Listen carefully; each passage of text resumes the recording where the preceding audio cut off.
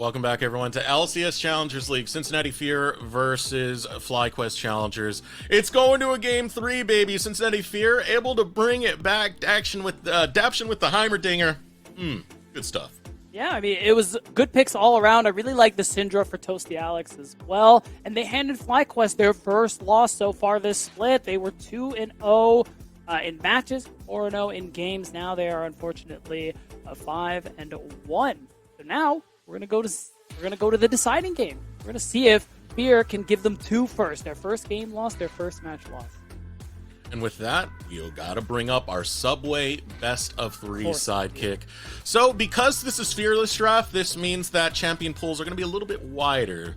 We're gonna be casting a bigger net right there. So we want to know, what are the champions that are going to pop up in this game number 3? What's going to surprise us now? I want to start us off. I told you I was going to go with one. I misled you this time for realsies. You're getting me back for last week. Respect. Yeah. Okay. Yeah. What is it? I would like to see, they kind of teased it a little bit in the champion select. I would like to see Chad on Kha'Zix. You think so, huh? We haven't seen a lot of that champion, but I mean, Lethality's in a good spot. Maybe that's the angle we go for in game 3. I don't know. For me, just a little bit of spice. A little bit of spice. It would be nice. What was mine? I actually had one. That was good. It was quick. Start rattling off champions. Help me out, Eric. Oh, never mind. I got it. Never mind. You're useless. Philip. I was gonna say the worst champions for you that way. No, Philip played Olaf in their first match. And I actually am a big fan of Olaf and Darius right now in the top lane, especially with Udyr being a really common blind pick, and honestly, a lot of the top lane champions lose to both of them. So I'm wondering if that's the game 3 spicy pick that comes out, especially if Surdy goes for something like the Udyr blind. But it's tough because FlyQuest did choose red side. I'm still hoping to see it. I would like that. I would like that. Yeah. Another one I have is the basic one that we're all expecting because I haven't shut up about it every single draft. Get Toasty on Nico, man. If we can get Toasty on Nico, it'd be a lot better for Cincinnati Fear. I mean, what we saw last time was it was almost going to get through, but it was the B1 Varus, and then instantly FlyQuest were like, haha, that Nico, that's ours now. Yeah, that was, I really liked it as a takeaway and a very interesting pick for Kalista. Pairing for Kalista in the bottom lane. FlyQuest, or not FlyQuest, Fear, they just had the answer, Eric, with that Heimerdinger, and it ended up being a bloodbath, but one that Lens and Daption came out on top of. So you got another one beat? Because I said my second one. I went with the Nico. What do you got? Hey, look, man, just because you do extra credit and you're a nerd doesn't mean I have to do it. We were only supposed to pick one. I said my one. Education was my field of study, man. I got to stick. Wasn't it mathematics? Yeah, it was mathematics with emphasis on education. See, nerd. Everyone in chat, type nerd really quick if you can. If it's not too much trouble, we just got to make fun of Eric a little bit. I mean, if you want to also throw in the bald, I would appreciate it. Okay, I'm sure Steve, wherever he is, would appreciate it as well. I was about to say, at least it's not bald. Sorry, at least buddy. It's not, and then of course, I'm already in there. That one out. I'm already in there, bro. It's just so easy. Insult, dude. It can be both. Sharing is caring and all that. A burden shared is a burden half. No, nothing. I'll have you know, I shaved my head today, and there's like this little slither in the back of my head that I accidentally missed. I don't want to show off. Okay. I was gonna say. Oh well, now we gotta see it. I can't. Oh, I do kind of see it. Yeah. You kind of see it. Yeah. I kind of messed up right there. So not fully bald, beat. Oh, my apologies, sir. Why are we zooming in on me? I have hair. We're good, guys. Come on. Stop coming at me with this. This isn't about me. Okay. Let's change the subject before I get roasted some more. Let's pull up the band champions that are going to be in this game number 3 because, again, it is Fearless, and we've had 2 games played out, which means there are 2 sets of champions that are not allowed to see play.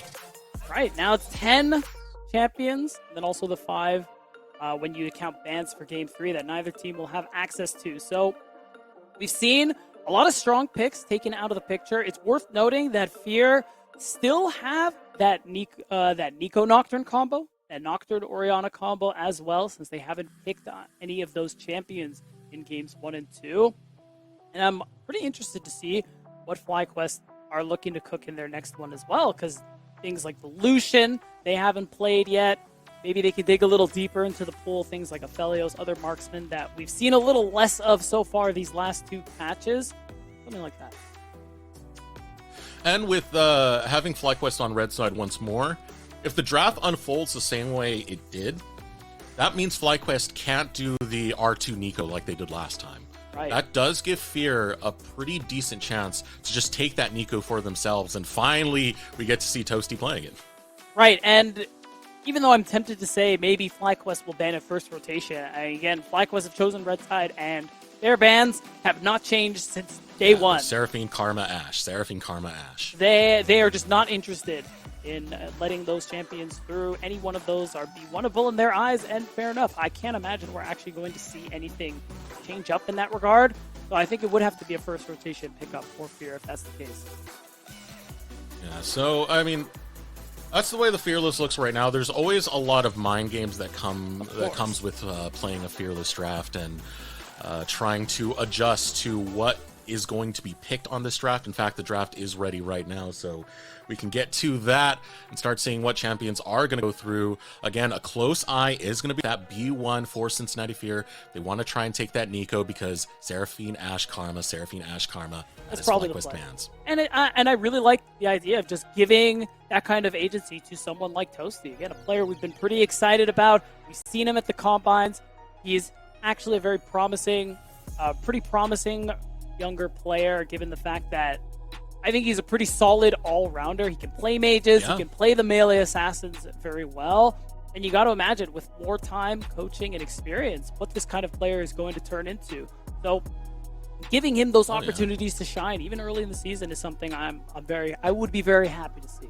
When all the rosters were announced, Cincinnati Fear was one of the most exciting for me because of Toasty. You mentioned the scouting combines. I live with Lennon, man. I've heard how many times that guy was just maximum on the decibels. He was just booming out his voice for the types of plays that we're seeing Toasty make. Definitely very exciting. And again, it all really does come around that team play, the way he sees those angles. He's an expert at really finding ways to work alongside his jungler to approach a lot of these mid-game fights. So that is why we put such a heavy emphasis on him, because he really is a lot of the mid-game for Cincinnati Fear. Yeah, and he even compares himself. He he respects Shochi a lot, and has said about him the fact that they're a little different, where Shochi, on the teams he plays on, he's usually kind of the guy, gets a lot of resources, and Toasty says he just does his job. And I think that mentality really just kind of shows in the gameplay, where he is a really good team fighter. And he is really good at finding these angles, because that is mostly what he is focused on. What the team needs, how he can get it done. So one thing I'm curious about is how this draft is going to go for FlyQuest, how they want to approach it, because in game number 1, we had the Nocturne Orianna combo. It worked beautifully. It worked perfectly. Game number 2, you could tell they were still cooking. They went with the brand jungle. I like the approach, especially Chime also taking the support role with the Nico. Now they got to cook up something different. It didn't work with the last game, but they have shown some creativity with the draft, basically. 100%. They're going to have to do a little more of that, as we see now. It's going to be the instant Callista. And I mean, for Lens, that is a champion we saw him on quite a bit, even as far back as when he first came to North America to play for 100 Thieves Next. Callista was something that they would throw him on pretty often. So this is actually an exciting pickup for him now that he's able to get his hands on it. And this is a pretty exciting lock-in for Surdy. The Rumble locked in. This is something in the offseason, Surdy was grinding a lot of Rumble games to get better at this champion and start shining out. And from the last few times we've seen Shaden on this champ, it seems to be working. He looks fantastic. Yeah, and it's also going to be Sajid with that Aphelios. So not lane dominant, but if you pair it with something like the Lulu, it can be a little safer. It is pretty solid into those really all-in try and fight you really early on lanes, like the Callista, Renata, like the Lucian, Nami, and things like that. So it just gives Sajid that opportunity, if they go that route, to just be safe in lane, scale. But what we were alluding to before, the Nico likely going over to Toasty, a really good look, and they're just going to 2-3 the Nico Nocturne immediately, it looks like. I think that would end up being really great. Yeah, I like this a lot. Coming out from Cincinnati Fear so far. I mean, You've left the bot lane a little bit susceptible to some counter picking coming in soon. That's fine. If they want to go for that poppy route. Yeah. But for the most part, I still really like this 1-2 punch that you got coming in, because the paranoia, it's not just for the Nocturne to get into the backline. Right. It also hides a lot of the map, makes it hard to figure out where this Nico's coming from. So it is going to be the Azir for the Azir for quad, which is an interesting one. I was kind of hoping for the Lulu, because I think that is how you absorb some of this Nocturne engage, especially for a champ like Aphelios or even Rumble, whoever gets jumped on. That ultimate can really save you and absorb that bit of an impact, but instead they just want to be able to create some space with that Emperor's Divide, and I'm kind of expecting Fear to ban away that Lulu just to remove a safe lane partner from the Aphelios and the Poppy as well, because of how much it just ruins Kallista's day. Yeah, so smart ban to come out of Cincinnati Fear. They're not going to allow for that situation where I tried to hop and now my day is ruined because there is a Poppy next to me.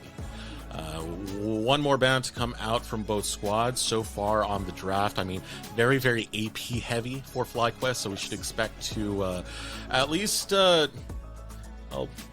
see something a little bit more prominently AD over in the jungle role. Final ban to come out is Renata for FlyQuest. Yeah, I'm wondering if maybe the Xin Zhao or something is going to get removed, or maybe something along those lines, just to remove that AD option. One of the premier AD options away from Shaden, but it's going to end up being Bard instead, which, fair enough, there is that option to use the Tempered Fate to absorb that initial engage. So now that won't be available either. I like the Orianna ban as well, just acknowledging that it could be another Kalista Nico bot lane, and that would be the most insane wombo of combos. So now Fear just needs to round out this draft by letting us know where this Nico is actually going. I like this so far from FlyQuest, but at the same time, it does feel like all your eggs are in one basket. If you do far behind, itemization against this composition is not that hard. Yeah. So that's going to be one of the things looming in the back of FlyQuest's mind. They have to keep up momentum relatively early in this game. As Fear, they're going to get a big, bulky frontliner. It's the Scion. Okay, so I was wondering, it could be a mid pick for Toasty. It could end up being a support pick. The Yone is up and available, but it is going to end up being the Akali. Oh. So yeah, it is going to be Nico's support for Dapshin. I mean, he just played a game of Heimerdinger, so he'll probably be fine on this pick as well. And we saw how powerful it could be. And especially if you're laning into something like Pharrell, if that actually ends up coming through, or even the Nautilus, or something melee in general, just means that you are going to be able to have push on that bottom lane. You are going to have a lot of all-in potential, and I don't really see a way for FlyQuest to necessarily absorb that. So somebody like Sajid, somebody like Quad, if those Emperor's Divides aren't crisp and clean, are going to be in a lot of trouble when Chad comes flying in. Yeah, you give respect to the engage of FlyQuest if they're the ones to get the first foot on that engage, but it's a lot of worry as to how exactly this game is going to fold out when you don't have the, what do I want to say, like damage profile to really keep things going when it gets later on. I mean, sure, Emperor's Divide is really good to try and stop both the Nico and the Nocturne from getting in there, but if that doesn't land clearly, this could be a complete wipe right away. That being said, though, some of the engage that I see from FlyQuest that I was mentioning earlier, if Shaden and Chime are able to lock in and get a great equalizer from Surdy, sometimes that's all you need, a well-positioned equalizer to turn a team fight. Yeah, so the thing that really stands out to me as well about Fear's comp in response is just the fact that they have this big wombo combo, but much like we said about FlyQuest in Game 1, Eric, has to work out for them. They need those first use of ultimates to secure some kind of kills, because FlyQuest have multiple threats on this composition. Even if you make a play that kills Quad and Shaded, you still have Surdy and Sajid who are doing a lot of upfront damage, a lot of DPS to the members of Fear. So I don't think this actually, even though it kind of looks like a front-to-back comp, it is one. I think it's going to be more about Toasty looking for these alternate angles. Chad and Dapshin trying to do the same thing just to get these big man ultimates so that you can burst the members of FlyQuest down. If that doesn't work, if FlyQuest has a lot of damage, they can turn it around. It's the skirmish for Fear that really gets me. Yeah. Because there's so many creative angles you can take with the skirmish. We already said that Toasty is very creative on approaching a lot of these fights. But Chad, he doesn't need to be creative. He just needs to press R. So there's so many ways to get into the backline. I mean, it is definitely going to be a big worry. But this is game number 3, Cincinnati Fear versus FlyQuest Challengers. Game number 3 for the Fearless. Winner take all on the series. We head towards that 5-point spread. Toasty on this Akali once more. He did pull this out against Mirage. It did end up on a loss because Mirage did really focus down. I was going to say, I'll tell you right now, he got ganked like 5 times by 8 minutes. I was tilted for him. And even then, he still managed to have some decent plays. So as long as Chad doesn't get rolled level 1 like he did in that game, I'm sure Toasty will not see as much jungle attention. I'm pretty confident. Hopefully. I'm pretty confident. I want to revisit that later. We'll see. If that happens, I'll be so sad. Yeah, the name of the game, just bully Toasty. That's how you win against Fear, right? I mean, he is one of the big threats in this comp. The fact that you're already worried about upfront how Chad and Dapshot are going to be looking for this big combo, you got to watch Toasty. It's something that I think is really important and a little not seen as often in Assassin players, is just that ability to find these angles and come from just different areas. Because I've seen too many Akali players, people playing LeBlanc when that was good, playing this front-to-back style when AP LeBlanc was how you played it. It's a little crazy, Eric. I'm going to be real. That's not your job. No. You go get your dive buddy. Say, hey, Chad. Get over walls, go around different rushes. I don't care, man. Just don't go from the front. Yeah. And you say, hey, Chad.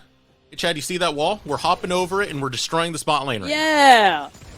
That's what I'm talking about, Eric. That's what I want to see. Jungle pathing, is going to be matched from both sides. Shaden just clearing his golems before he heads towards his blue side. Chad will have the at least foot up on the clear thus far as he ends on the blue side.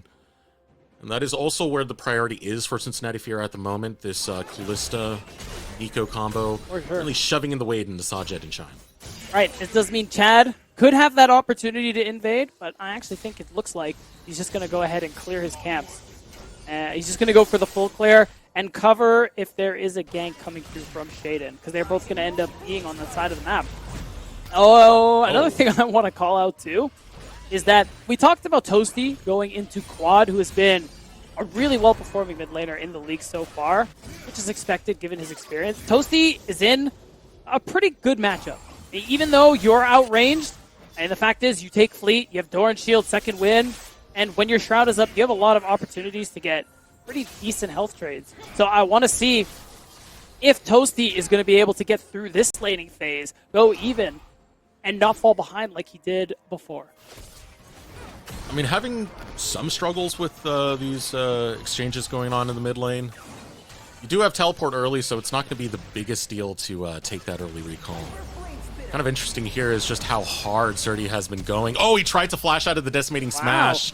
Mistimed it, unfortunately, and that might cost him his life. Shield goes up. One more auto for Philip. It's a solo kill for Big Phil.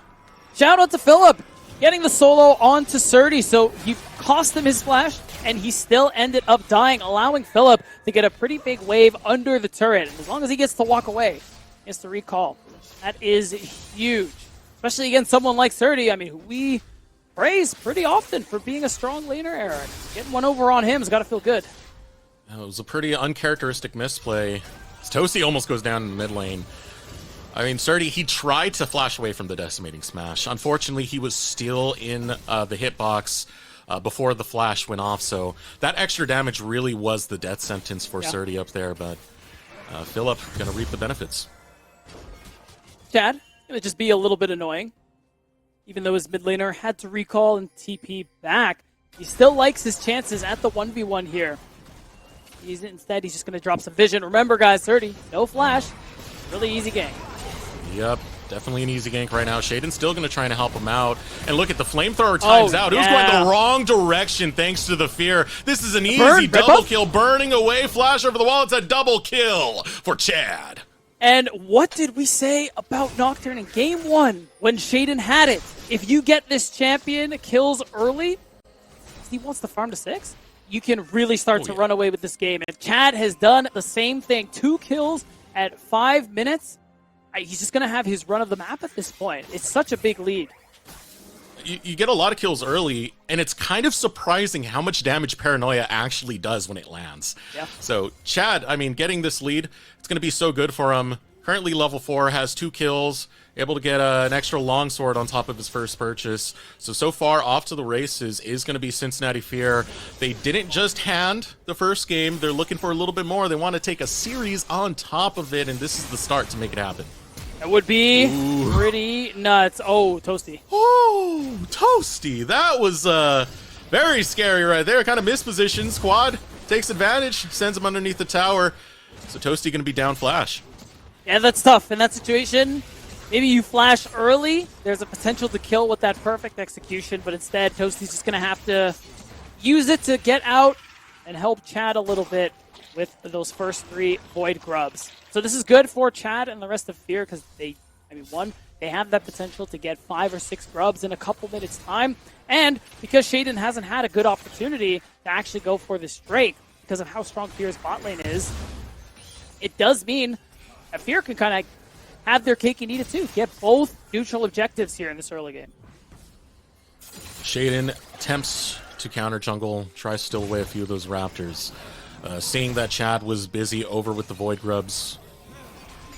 This was the lane that was incredibly volatile in the last game, and the volatility is still looking to continue as Dabshin, he has his flash, he has his heal, gonna have to burn at least one of them to slip away. Now Lens positioning forward, a couple more spears land, both junglers are arriving to the fight. Dabshin's a little bit too low. Gotta get out of position. Lens will take down Chime. Now looking for the rend onto Sajed. 3 spears land. Shaden trying to provide some backup, but he's given moving room to Lens. Sajed will not fall, but a nice kill coming out of the bot lane of Fear. And that's that opening for the Dragon. If Chad wants to go ahead and start it, he could do it right now. And it's, gotta say, well played from Dabshin. Be able to interrupt the grand entrance from Chime. Really set up that play to end up being what it was. A kill over to this Callista. We already talked about the champion that can run over early games. Man, I really thought he was going to get that off. This keeps happening to Chad. Last time it was, I forget who, I think it was like Surdy or something that stopped him. Oh, Decimating Smash into the... No, this is terrible for Surdy. Wow. You can't go down 3 deaths this early. And that kill was just handed over to Toasty on top of it. That just feels wonderful because this mid lane has been a nightmare. Quad has been running roughshod with Toasty in this matchup. Even with Kali supposed to be having a better time once you get post 6. So you can just see the CS lead coming through here. So really nice of Philip to just alley-oop that one to his mid laner. And give some nice income over to Toasty and get this mid lane Akali to be an absolute menace.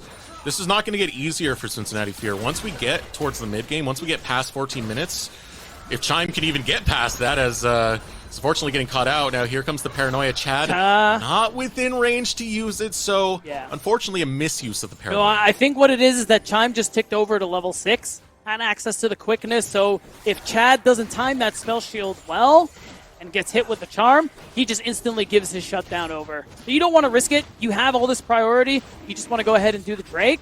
The question is, though, is Shaden going to be able to get it? Remember, Rel Q Smite is a really reliable way to steal objectives. So we got a 50-50 going here.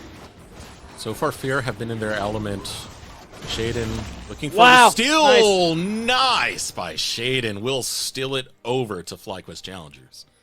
Nice. So that is something that FlyQuest are able to take back for themselves, that potential hope of dragon stacking, or at the very least denying it from Fear. So it's a nice play there. It's really hard to outsmite the combination of the Shattering Strike and Smite from Shaden. So it's something that Chad is going to have to be mindful for the rest of the game. Vision, guys, just to make sure stuff like that doesn't happen to you. Yeah, that was real easy for Shaden. He just walked up, said, "This is mine now. Goodbye." And now... It is. Got the dragon stacking going the ways of FlyQuest. So, Infernal picked up by Shaden. Shaden now starting to focus onto this bottom lane. Retreat called by both Lens and Dabshin. Shaden empty-handed. Oh, yeah, just as Dragon. Show for it. A gank, you know, would have been a little too much, Eric. But Maybe he won't be. Grand entrance, able to find it onto 2. Lens gets knocked into the air and shut down by Sajid. Wow, really nice. Big play from Shaden to be able to get that going, even though there was a ward that spotted him out. And honestly, I'm kind of surprised Lens and Daption walked back up. I don't know if they actually saw him get out of there. But either way, does mean that FlyQuest get a notch on their side. And Chad just gets the opportunity to get 5 grubs.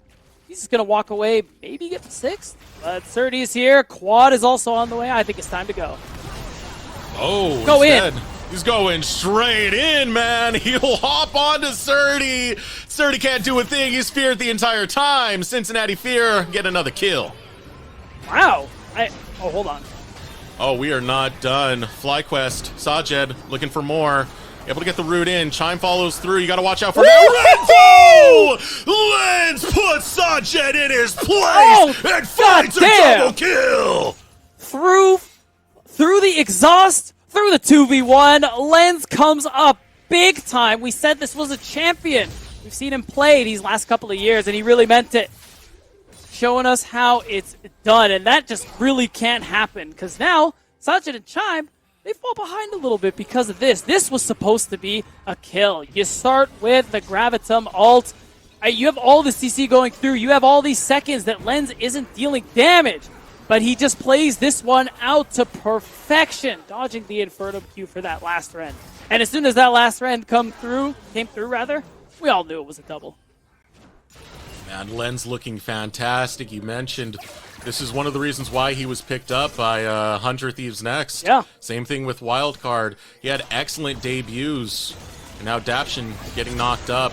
Shaden working alongside it. Pop Blossom goes off. Chime's able to sidestep it. Daption flashes out. And he's able to escape. He will seek refuge back over towards his tower. That does mean he won't be able to make a flash play aggressively when the dragon comes up in 2 minutes. That is something that is usually very dangerous about dealing with Nico. So it's a nice catch out from Chime and Shaden to make sure that is one less thing to worry about at this next Drake fight. And it would actually be pretty good for FlyQuest if they manage to get the second one. Then they really do have a chance for playing for a decently early soul. But the question is, will they get that opportunity? Because even though Daption can't flash, him and Chad still have that insane combination. Maybe the nearsightedness will be enough. Focus is onto the mid lane right now. Chad has Paranoia. They might try and make an angle onto Quad. No, just going to pass by for the time being. Flash and Emperor's Divide available for Quad if he was to get jumped on. Exactly. Toasty's still pushed into his tower. So now Chad is still hanging towards this area, but you got to be careful. Nice. Toasty's in a bad way. And here we go. Paranoia comes in, jumping right onto him. Nice Needs to flash. get him right before the Emperor's Divide goes out. It's a 1-for-1 trade. Toasty. Chad had that one. That's a little ambitious, but really nice played from Chad to be able to actually find that opportunity on the Quad. He took a tower shot unnecessarily.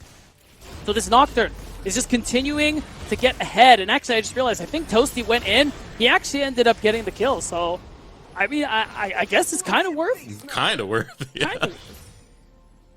Whatever you can get to equalize the difference between you and Quad when it comes to gold. So, sure, we'll take it. That being said, Chad's still 2-0-2. This Nocturne is still big. Oh! This time it worked, guys. The first time he's able to flash out. Ultimate used by Philip, but the slow from the harpoons lands onto Philip. He's burning down Flamethrower. He feels the heat on his neck. He will flash away. Woo! I mean, 0-4 Rumble, 2 levels down, by the way, guys. Even through Panic Rooker. That is kind of insane, but we're going to see the replay. Again, Toasty, I think just knowing that this might be the angle Chad goes for, he's just trying to get whatever damage he can onto Quad. And now that Quad feels comfortable enough to hit this turret, maybe he's not expecting the Nocturne to come through, or maybe because Shaden is nearby, he feels safe enough to do it. But either way, really nice play for Fear. Now they're getting played. So far, holding the cards is going to be Cincinnati Fear, but FlyQuest will try their hand. Ooh, Fate's Call. Able to save Daption. Shaden now leading. Going to stun up anyone from Cincinnati Fear that steps up. Cincinnati Fear going to take it as stalemate. Yeah, and that's actually 2 ultimates down. The Paranoia was used while we were looking at the replay too. So that big combo isn't actually available, meaning Fear have to just back off this Drake and probably aren't going to be in the best position to fight it, which is a little unfortunate, but all things considered, early game is still very successful for them, especially with Philip being able to get that first turret. Is he going to die? He might go down. His ultimate's coming up soon, but not soon enough. Fight in the Dragon Pit. Chad is caught by himself, all by his lonesome. Easy kill. Gonna be grabbed by Chime. Now Surdy in the top side, still chasing down Philip. Oh, you see, I told you before, I have a little bit of Rumble hate. Moments like this can be why. You know what? I'm with you, man. I'm not even gonna fight you on it, because that is pretty unreal. But, you know, Rumble, the Flame Spitter, it does have % health damage, so, you know, fair enough.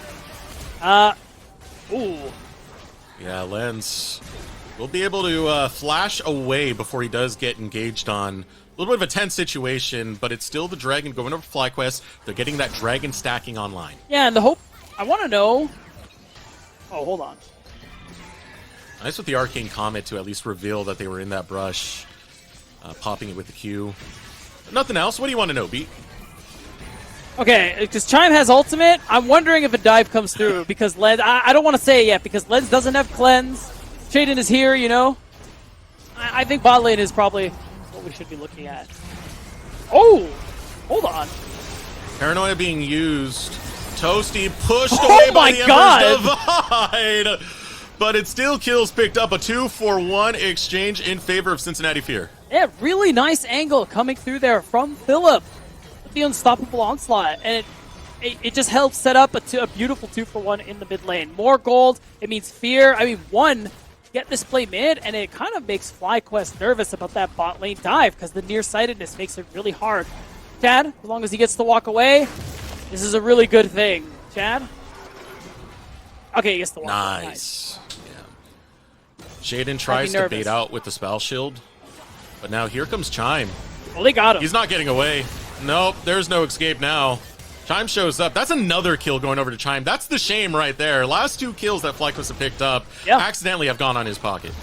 Yeah, which is unfortunate because it was a shutdown as well. But it does give the opening for FlyQuest to do this Herald. But as I say it, Surdy's in trouble. Oh, Surdy in a world of hurt. Philip decimating smash to go on a killing spree and take him down. Now Cincinnati Fear say the Rift Herald belongs to us. This really might be happening, Eric. Fear could, looking like they're well on the path to giving FlyQuest their first match loss in NACL Spring so far this year. I mean, it has just been good stuff from this team so far. Game 1 did not go their way. The early game decision-making fell flat on its face. But Game 2, they got a better early game draft, and Chad really delivered. So did Daption. Game 3, everybody is delivering, really, on the side of Fear, except maybe Toasty's been having a tough time because he's outranged by Quad. But overall, this team, everybody has been playing really well these last 2 games, and it would be such a big deal for this roster to be able to take a win off the perceived best team in the league. I mean, Cincinnati Fear, they weren't ranked at the bottom, but no one saw them ranked at really. The top. No one saw them really taking it to FlyQuest, so this would be a very, very impressive win for this squad. Again, FlyQuest are those top dogs. A lot of tier lists that came out of the community put FlyQuest at #1.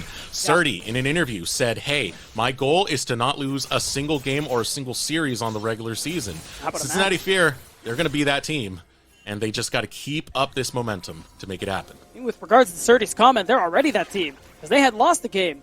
Now, I'm really wondering what Surdy will have to say if Fear finish this off with the 2-1, because they're still in a pretty decent position to do so. I mean, we want to look at itemization right now. I mean, the big things that I want to bring your attention to are Philip and Lens. You can see they both reached that 2-item mark, and I think that's such a big deal because right now, whatever Lens is a part of should be a winning fight. He is so strong. And the fact that Philip's able to also absorb so much damage with that Frozen Heart coming through means that he's going to be able to take a lot of space. Ooh, situation getting worse as Surdy underneath the tower gets dived by Toasty. And even with the equalizer coming down, it's not enough. Now Ultimate finds its way onto Toasty.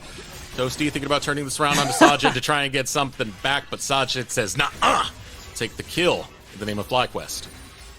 You're still putting Surdy even further in the dirt, who he flashed and died. It is nice that you managed to get the 2-for-1 there as a result. But it still costs you quite a bit. Quad had to teleport. Surdy is just so far behind at this point because he's died so many times. And I still think Fear are in a really powerful position. Even if the only real downside is if they end up losing this Drake. But Daption's up in a couple seconds. Toasty is up in a couple seconds with teleport. So Fear still have a really good fighting chance at denying the soul point. Now for FlyQuest, this shove that's going on, taking this tower is pretty crucial if they want to continue pressure onto this Drake. Because they have the mid lane tower, they have the bot lane tower. That will allow for your forward vision to not be as risky. All that being said, it's still Fear who get the first setup, so it is going to take a little bit longer for FlyQuest to get that dragon stacking to come online. And they're actually just going to go ahead and abandon the dragon altogether. Not even going to try their luck because they know how quickly Fear can get there off some of their respawns. So it means FlyQuest haven't been able to... They don't really have any major win cons at the moment. It's just about finding whatever picks they can, like we've been seeing these last couple of minutes, mostly on Chad. And making sure that you don't get engaged on by Chad and Daption. Now Lens can just straight up go Major League pitcher mode and throw Daption in.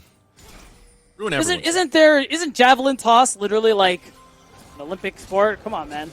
Yeah, it's right there. But it's Fate's call. It's not a javelin you're throwing, it's a Nico. Oh, you're talking about Daption. Okay, yeah, fair enough then. One advantage I will say FlyQuest has is this comp takes Baron really fast. This is 2-item Aphelios now.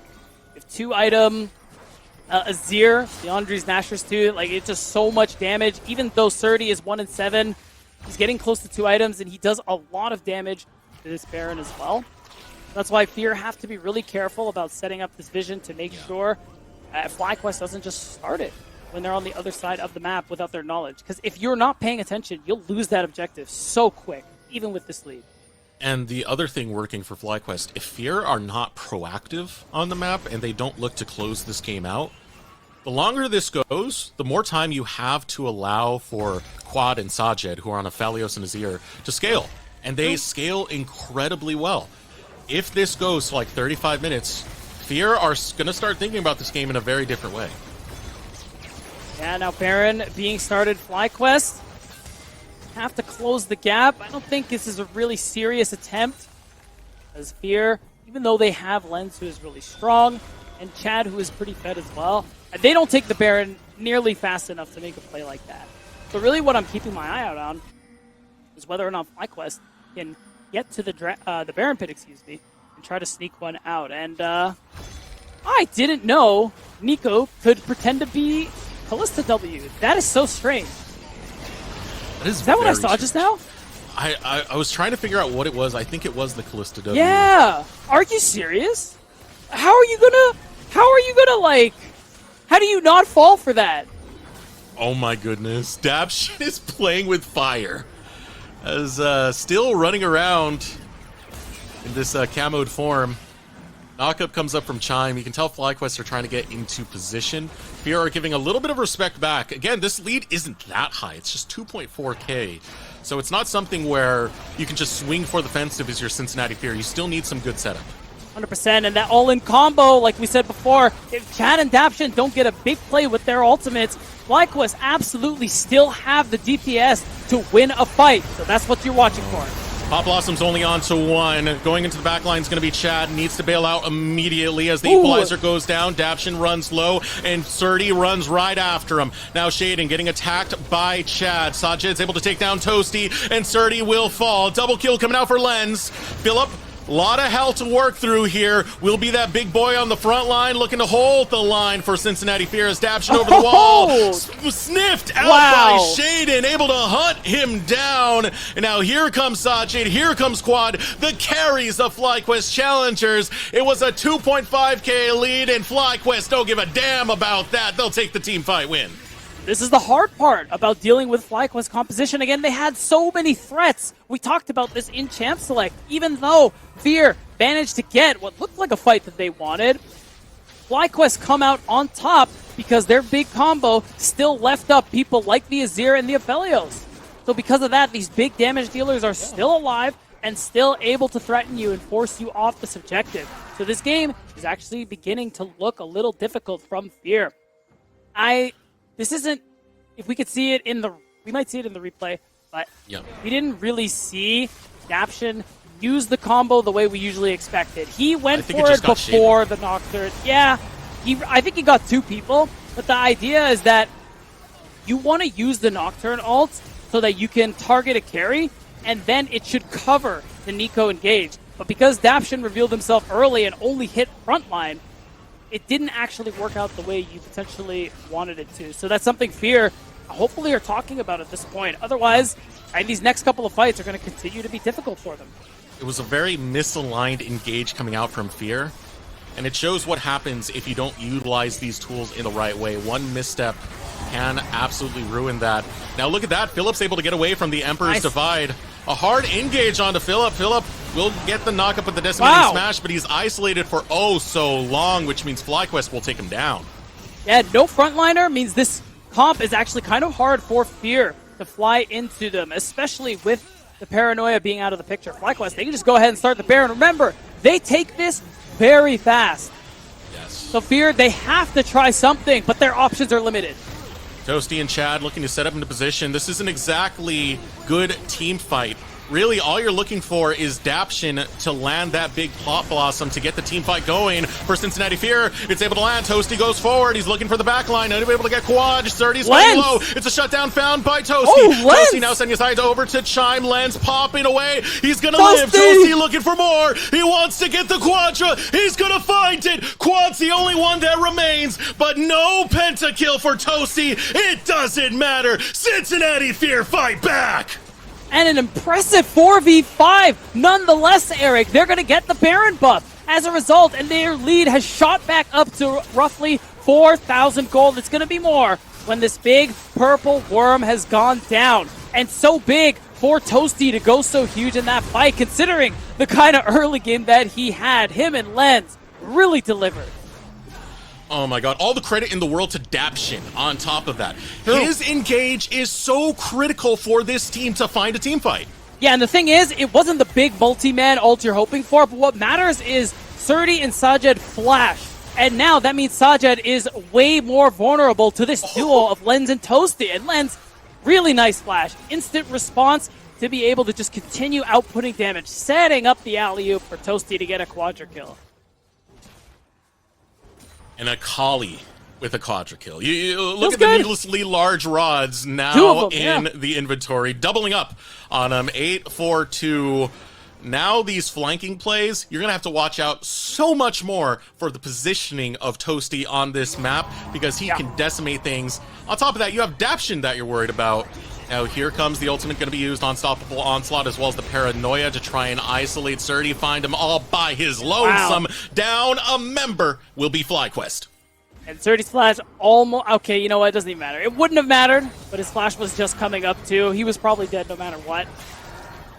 But wow, not only did Toasty get those needlessly large rods, he's finished the death cap, Eric. And at this point, between that hit, the Banshees and the Storm Surge, he gets a quick combo onto Quad, Sajed, or even Surdy.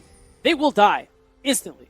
The damage now is unreal for a player like Toasty, who we praise for finding these great team fight angles. Really knows how to access the backline on these squishier members of his opponents. And getting that kind of firepower is such a big deal for Fear, who again, pretty close to giving FlyQuest Challengers their first loss in string.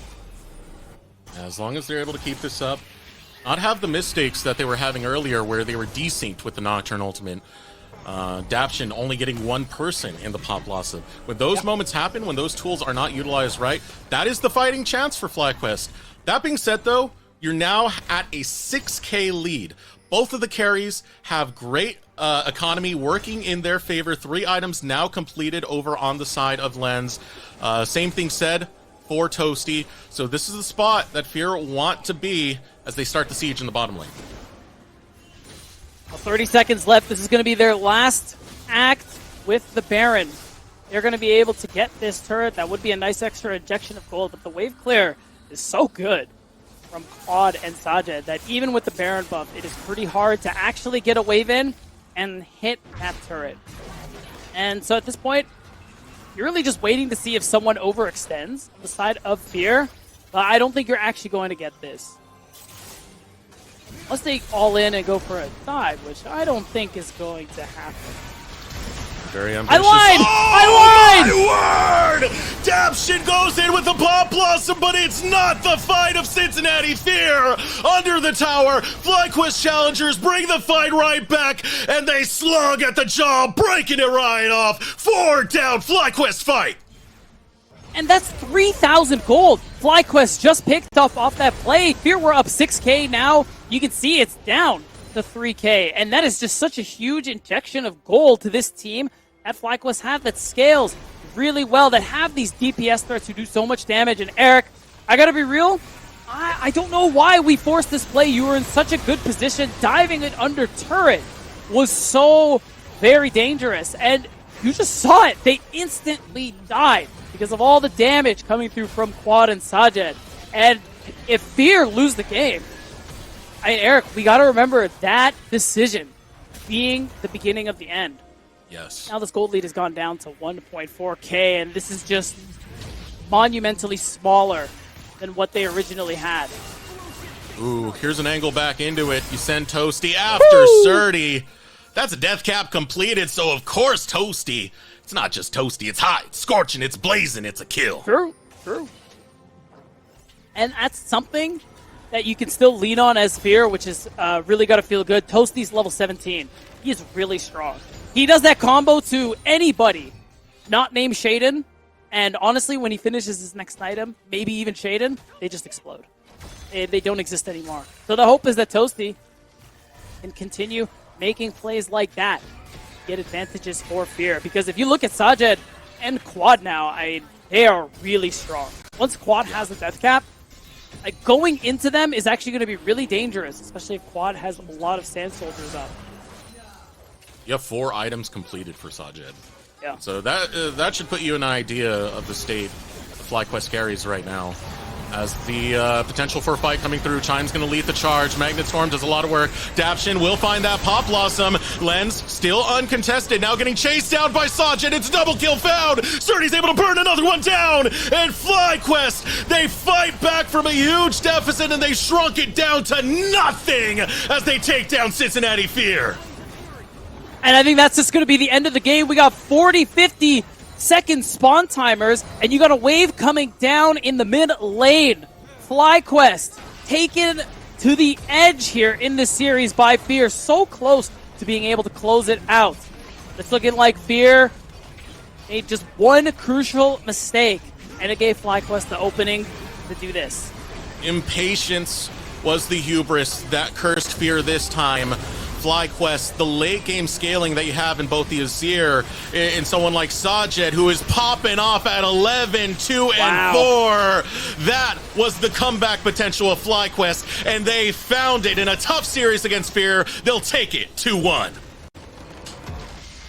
And Fear still giving FlyQuest their first loss is definitely something to be proud of, but it is really tough on the mental to lose a game like that. Still, you gotta imagine that is very exciting. You know, as a fan, as a viewer, a caster, that a team like Fear were able to get this close. It really does bode well for the rest of the teams. It really gives the idea that, okay, this team is beatable. Cincinnati Fear almost did it. Maybe we can too. Yeah, it was a good look from them to fight back the way they did, especially in that game number 2 and game number 3. It was getting relatively close. It was just the impatience, man. They got a little bit too impatient, and FlyQuest are the GOATs when it comes to capitalizing on mistakes like that. That damage came in so fast, and the moment you have the game, the next, it belongs to FlyQuest. So we're going to take a moment to throw it over to short break. When we return, we'll have an interview with one of the members of FlyQuest Challengers. Introducing the new foot-long sidekicks at Subway. Try the warm and delicious foot-long cookie, foot-long pretzel, or foot-long churro.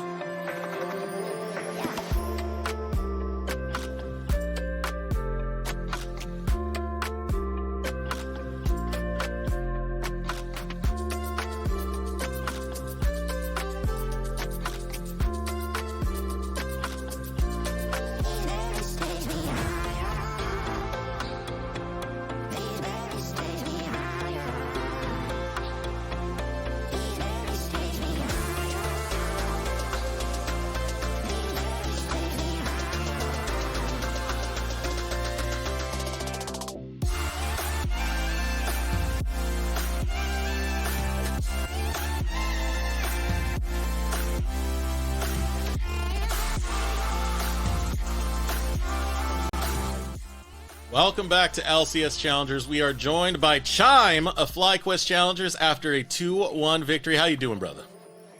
I'm feeling pretty good after that long game.